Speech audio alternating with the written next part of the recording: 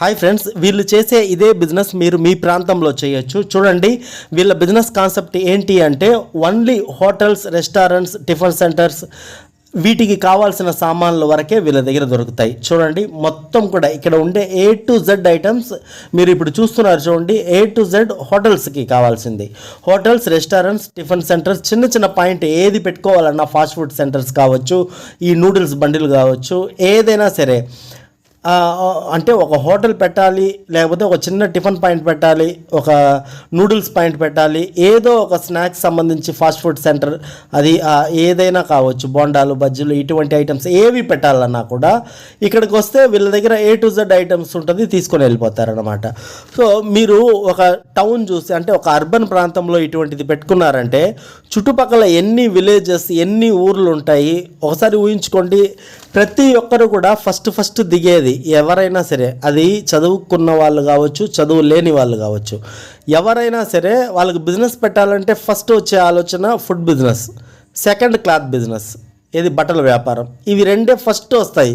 ఎందుకంటే వీటికి అనుభవంతో పని లేదు, అవసరం లేదు, మనుషులను పెట్టుకొని చేసుకోవచ్చు కనుక. సో ఎవరైనా సరే, ఎంత పెద్ద వాళ్ళైనా ఫస్ట్ వీటి గురించే ఆలోచిస్తారు. కాకపోతే రేంజ్ మారుద్ది. ఇప్పుడు కొంతమంది చిన్న టిఫిన్ పాయింట్ అనుకుంటారు, కాస్త డబ్బులు ఉంటే రెస్టారెంట్ పెడదాం అనుకుంటారు, అంతే. రేంజ్ మారుద్ది తప్ప ఆలోచన మాత్రం ఇలానే ఉంటుంది. బట్టల షాప్ అయినా చిన్న షాప్ పెట్టుకోవాలనుకుంటారు, డబ్బు లేకపోతే. డబ్బులు ఉంటే పెద్ద బట్టల షాప్, షోరూమ్ టైప్లో పెట్టాలనుకుంటారు, అంతే అన్నమాట.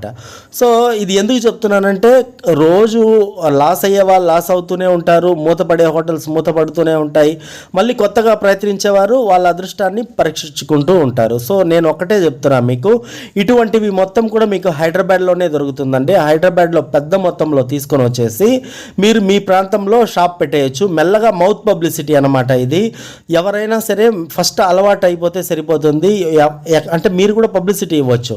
ఇప్పుడు మీరు సోషల్ మీడియా ద్వారా, అది యూట్యూబ్ ద్వారా కావచ్చు, ఇన్స్టాగ్రామ్ ద్వారా కావచ్చు, మీరు ఇలా హోటల్స్ మీరు పెట్టాలనుకుంటే, hotel, restaurant, tiffin center, fast food center, ఏదైనా సరే తోపుడు బండి మీద మీరు ఏదైనా స్నాక్ ఐటెం పెట్టాలనుకున్నా కూడా A to Z సామాన్లు మా దగ్గర లభిస్తుంది, తక్కువ ధరకే లభిస్తుంది, మీరు ఏది బయట కొనాల్సిన అవసరం లేదు, A to Z మా దగ్గర ఉంటుంది అని మీరు మెల్లగా పబ్లిసిటీ ఇవ్వచ్చు అన్నమాట.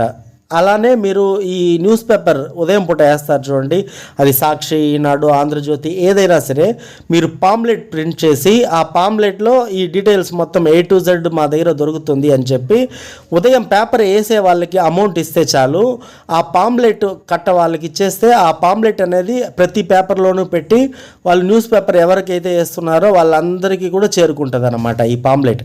సో ఆ న్యూస్ పేపర్ చదివే వాళ్ళు ఆ పాంప్లెట్లో అది ఏంది పాంప్లెట్ ఇచ్చారు అనేది చూస్తారు. చూసి ఆటోమేటిక్గా ఎవరికి అంటే వాళ్ళ ఫ్రెండ్స్కి సజెషన్ చేస్తారు, ఎవరికైనా సరే అది పక్కన పెడతారు వాళ్ళకి.